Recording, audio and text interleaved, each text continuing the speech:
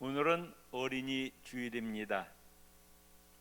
성경에서 자녀들이 어떤 위치를 차지하고 있느냐? 자녀는 기업이라 이렇게 말씀하고 있어요.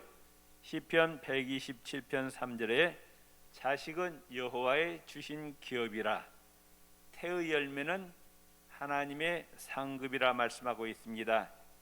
기업이란 말은 선물이다, 재산이다, 그런 뜻이에요. 자식은 하나님께서 우리 가정에 주신 선물이라, 재산이라, 그런 뜻입니다. 자녀보다도 더 귀한 상급과 선물, 재산이 없다는 거죠. 또 자녀는 장사의 수중에 화살과 같다 말씀하고 있어요. 시편 127편 4절 5절에 젊은 자의 자식은 장사의 수중에 화살과 같다. 이것이 그의 화살통에 가득한 자는 복되도다 말씀하셨어요. 성문에서 그들의 원수와 담판할 때 수치를 당하지 아니하리로다 말씀하고 있어요. 옛날에 전쟁할 때는 화살이 많은 자가 승리를 합니다. 그런데 성경은 자녀가 화살이라는 거예요.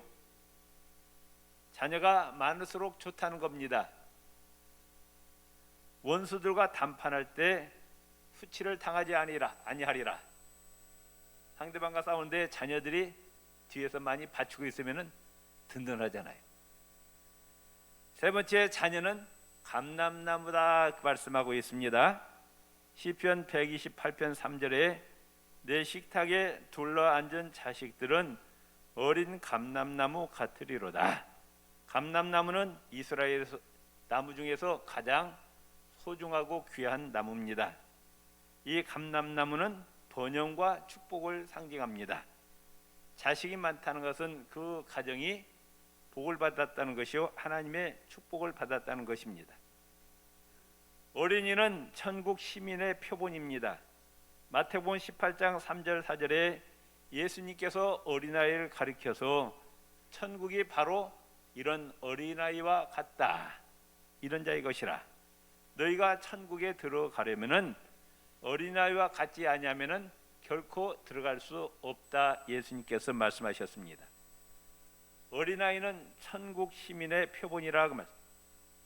그래서 예수님께서 어린아이를 귀하게 여기십니다. 어린아이를 안아주시고 어린아이 머리에 손을 얹고 축복해 주시면서 이 어린아이를 영접하고 환영하라 말씀하셨어요. 마태복음 18장 5절에 또 누구든지 내 이름으로 이런 어린아이 하나를 영접하면 그 나를 영접함이라 말씀하셨어요. 어린아이를 영접하고 환영하는 것은 바로 예수님을 영접하고 환영하는 것이라고 말씀하고 있습니다. 거꾸로 하면 어린아이를 환영하지 않고 영접하지 아니하면 바로 예수님을 영접하지 않고 예수님을 환영하지 않는 것이라고 말씀하면서 어린아이를 함부로 대하는 것은 바로 예수님을 함부로 대하는 것이라, 이렇게 말씀하고 있어요. 어떤 어른이 교회 학교를 다녔어요. 교회 학교를 다녔는데 그 교회 분위기가 어린아이를 좋아하지 않는 분위기예요. 무시하고 함부로 하는 교회 분위기입니다. 어른들이 엄격하기만 하고 인사하지 않는다고 꾸중 주고 쥐어받고 이런 교회에서 자랐어요. 이 어린아이가 이제 어른이 되었어요. 교회 가는 것을 좋아할까요, 싫어할까요? 교회에 가는 이 교회 이미지가 안 좋은 거예요. 아, 교회는 나를 함부로 하는 곳이고 나를 무시하는 곳이구나. 가지고 성년이 되었을 때 교회를 가지 아니한다 그 말씀. 우리 구육교회는 미래준비국 어린아이들이 정말 환영받는 그런 분위기를 만들어 주시기를 바랍니다. 아무리 어린 유아라 할지라도 자신을 환영해 주는 것과 거절하는 것을 알아요. 왜? 사람은 영적 존재이기 때문에 저 사람이 나를 진정으로 환영해 주는지 나를 거절하는 느낌을 아는 거예요. 교회 분위기도 나를 환영해 주는지 나를 무시하는지 느낌으로 안다 그 말씀이에요. 어른들이 가끔 그런 얘기해요. 요새 교회 학교 애들이 버릇이 없대. 청년들도 버릇이 없대. 자기를 보면 인사를 않는데.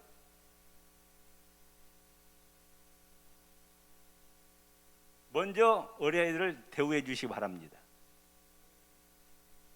먼저 악수를 청하고 먼저 머리를 쓰다듬어 주고 또 아이들에게 과자도 사서 주고 따뜻하게 대해보라고 해. 먼저 걔네들이 달려와서 일어난다고 말씀해요. 어른들이 정말 우리 구육교회가 어린아이들을 환영하는 교회구나, 어린아이들이 대접받는 교회구나, 이런 분위기를 만들어 가시기를 바랍니다. 그래야 걔네들이 이 다음에 성이 되었을 때 교회에 대한 이미지가 좋아요. 아, 내가 교회 다녔을 때 나를 참 환영해 주었어, 나를 따뜻하게 대해줬어, 내가 사랑받는 곳이었어. 세상에 나가서 시달림을 받을 때, 어려움을 당할 때 교회를 찾아오게 돼 있다고 말씀해요. 그래서 마태복음 18장 6절에 보면은 어린아이들을 실족해 하지 말라 말씀하셨어요. 누구든지 나를 믿는 이 작은 자 중 하나를 실족해 하면 차라리 연대 맷들이 그 목에 달려서 깊은 바다에 빠뜨리는 것이 나으니라. 나 때문에 어린아이가 실족하여 교회를 나오지 않고 하나님에게서 멀어진다면 천하보다도 귀한 한 영혼이 천국에 못 들어가는 거예요. 차라리 그 사람은 연자맷돌을 목에 달리고 깊은 바다에 빠져 죽은 것이다. 예수님 말씀하셨어요. 그렇기 때문에 내가 얼마나 중요한 위치에 있는지 모릅니다. 나를 통해서 나를 만난 모든 사람들이, 내 주위에 있는 사람들이 예수님을 영접하고 구원받게 하는 귀한 역사를 감당해야지, 나 때문에 어떤 사람이 실족하고 시험받아서 교회를 떠나고 하나님 멀어지면 큰 문제라고 말씀해요. 그렇기 때문에 우리는 내가 하는 말 한마디, 내 행동 하나하나가 정말 기도하면서 신중하게 행하시기를 바랍니다. 마태복음 18장 10절에 삼가 이 작은 자 중에 하나도 업신여기지 말라. 업신여기나 무시하다. 어린아이가 약하고 힘이 없다고 무시하지 말라. 업신여기지 말라. 마태복음 18장 14절에 이와 같이 이 작은 자 중 하나라도 잃는 것은 하늘에 계신 내 아버지의 뜻이 아니라 말씀하셨어요.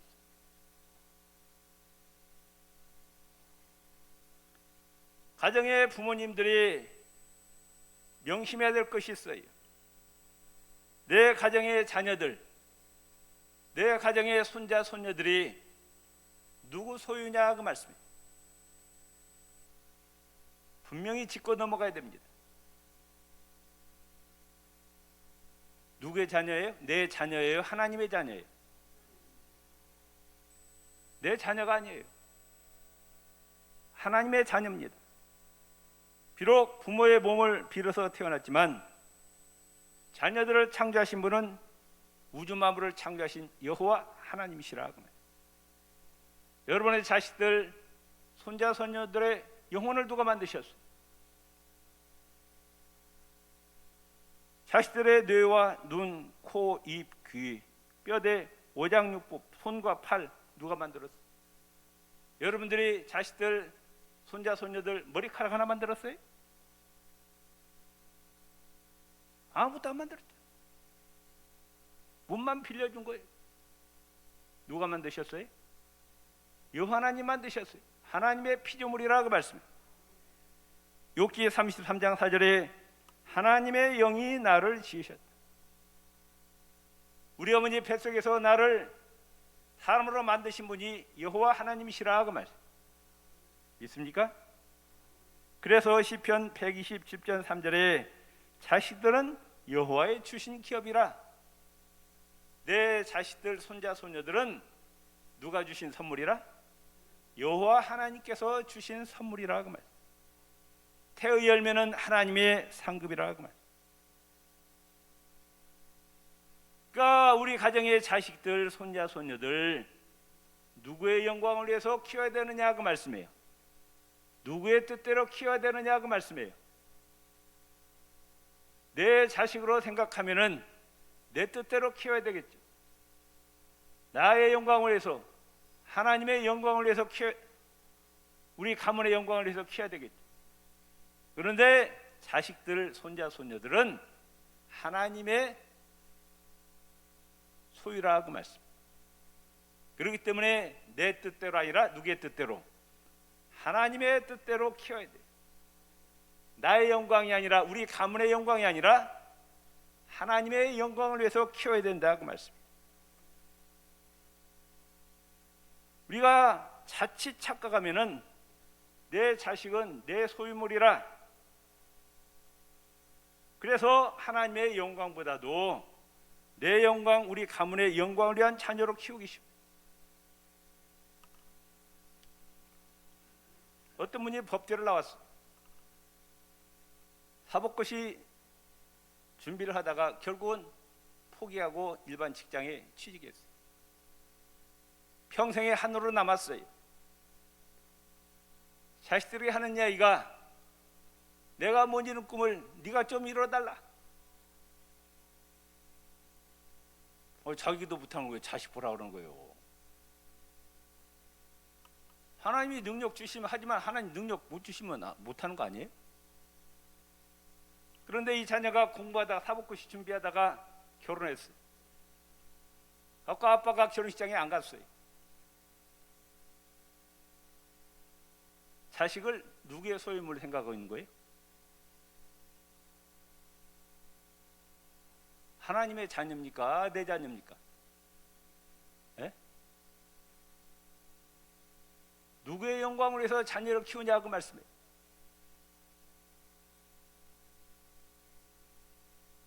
하나님은 하나님의 영광을 위해서 하나님을 기쁘시게 하는 목적으로 우리를 창조했어요. 우리의 자녀들, 우리 손자, 손녀를 왜 창조하셨느냐? 하나님께서 영광 받으시기 위해서, 기쁨을 얻으시기 위해서 만드셨다고 말씀. 세상의 부귀영화를 추구하는 존재로 만들지 아니하셨어요. 그런데 많은 사람들이 자식이 태어나요. 손자, 손녀가 태어나요. 너는 인류대학 가라. 인류 직장에 취직하라. 돈 많이 벌어라. 출세하라. 권력을 잡아라. 잘 먹고 잘 살라. 이게 인생의 목표예요. 하나님 섬기는 관심이 없어요.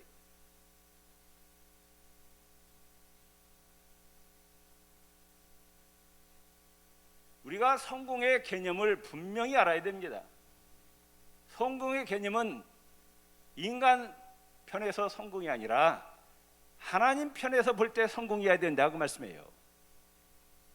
아무리 세상의 부귀영화를 누려도 하나님께 영광 돌리지 않는 인생은 실패한 인생이라고 말씀. 그러나 세상적으로 배운 것도 없고 가진 것도 없고 출세한 것도 없을지라도 자기가 처한 위치에서 어떻게든지 하나님을 기쁘시게 하고 하나님을 영화롭게 하면은 그 인생은 성공한 인생임을 믿으시기를 바랍니다. 키가 작아도 돈이 없어도 인류대학 못 나왔어도 좋은 아파트 못 살아도 강남에 못 살아도 하나님을 기쁘시게 하고 하나님을 영화롭게 하면은 하나님 보시기에 그 인생은 성공한 인생이에요. 하나님이 그 인생을 책임져 주심을 믿으시기를 바랍니다. 아멘. 잠언서 22장 6절에 부모들 손자 손녀들에게 행할 의무를 말씀하고 있습니다. 따릅시다. 마땅히 행할 길을 아이에게 가르치라. 인생으로서 마땅히 행할 길을 아이에게 가르치라 그 말. 해도 좋고 안 해도 좋은 것이 아니라 인생이라면은, 사람이라면 마땅히 행할 길을 가르치라. 뭐예요? 우주 만물의 주인이시고 우리를 사람으로 창조하신 여호와 하나님을 섬기고 하나님을 사랑하고 하나님 말씀에 순종하는 것이 인생에 마땅히 행할 길이라 그 말씀입니다. 아이에게 어렸을 때 이걸 가르치면 늙어도 그것을 떠나지 아니하리라 말씀하셨습니다. 믿습니까? 독일의 임마누엘 칸트는 이렇게 합니다. 좋은 교육을 자손에게 남겨주는 것은 유산 중에 최고의 유산이라. 내 자식들에게, 내 손자 손녀들에게 돈을 물려주지 않을지라도 신앙의 유산을 제대로 물려주라 그 말씀. 그게 최고의 유산이라는 겁니다.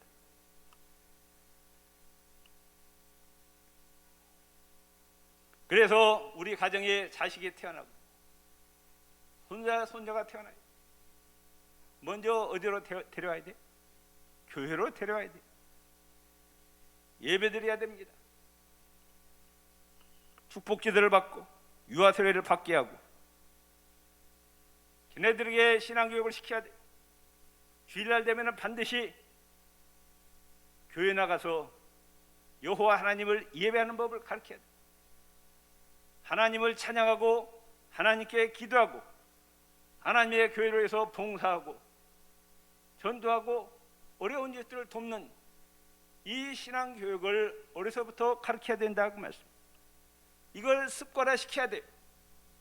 성경에 보면은 예수님께서 습관을 조차 새벽 이명에 산에 올라가셔서 기도하셨다 이런 말씀이 나와요. 예수님은 일어나셔서 새벽이 되면은 하나님께 가서 기도하는 것이 습관화돼요. 몸에 배있다고 말씀해요. 신앙생활을 아이들에게 손자 손녀들에게 습관화시키라고 말씀. 주일날 되면은 당연히 교회 갈 줄 알아야 돼. 아침에 일어나서 먼저 하나님을 찬양하고 기도하고 성경 보는 것을 습관화시키라고 말씀. 11조 하는 것도 습관화시켜야 돼. 전도하는 것도 신앙생활을 어려서부터 습관화시켜야 된다고 말씀. 여러분들은 정말 현명한 부모이신가요? 여러분의 자녀들, 손자, 손녀들을 지금 어디로 안내하고 계시냐고 말씀.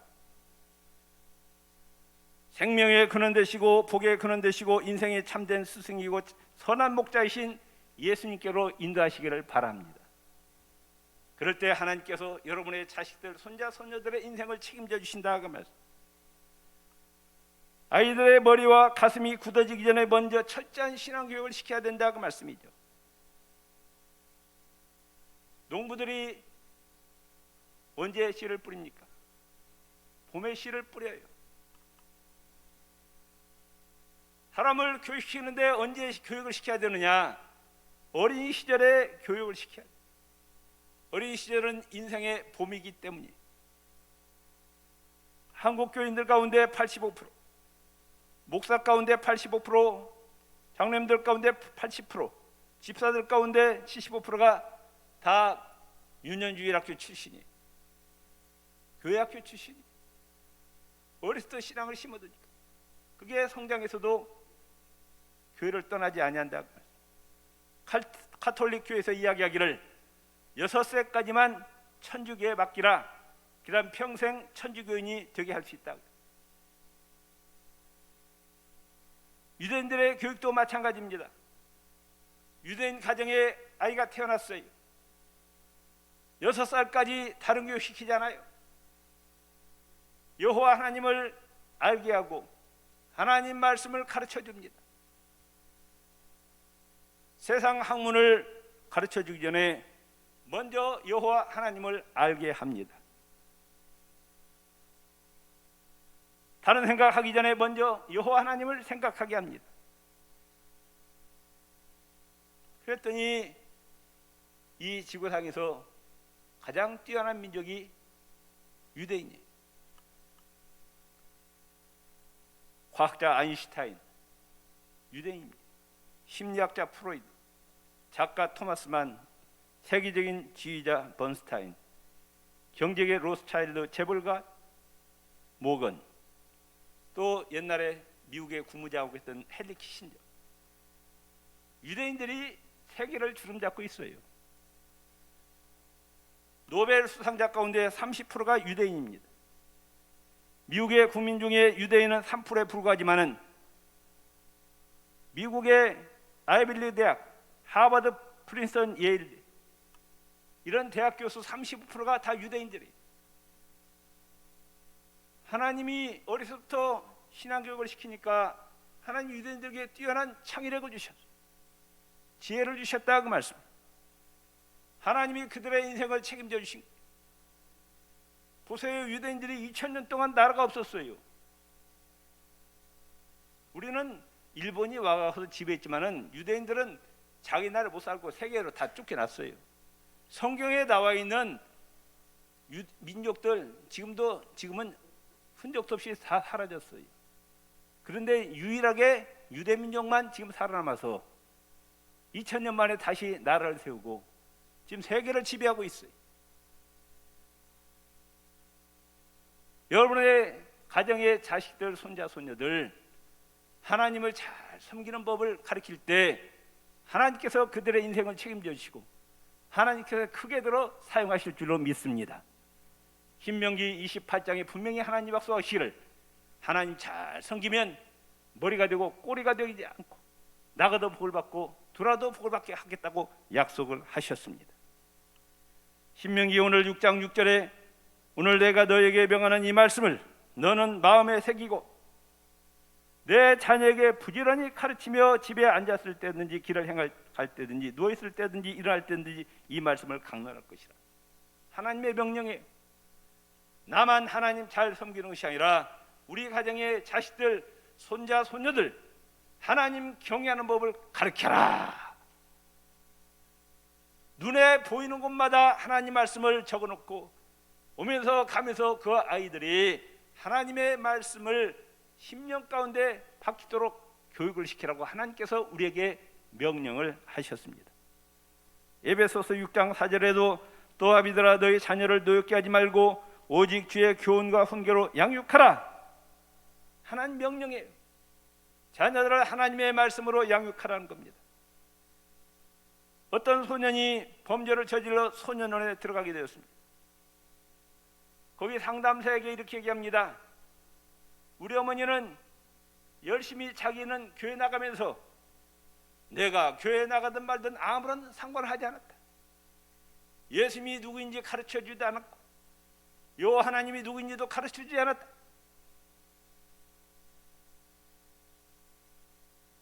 사무엘상 2장에 우리가 잘 아는 엘리 제사장이 나오잖아요. 제사장이 마땅히 자식들을 하나님 말씀으로 잘 양육을 해야죠.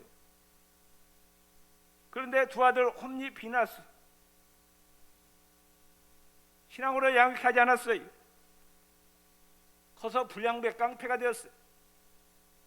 하나님을 두려워하지 않고 하나님을 무시하고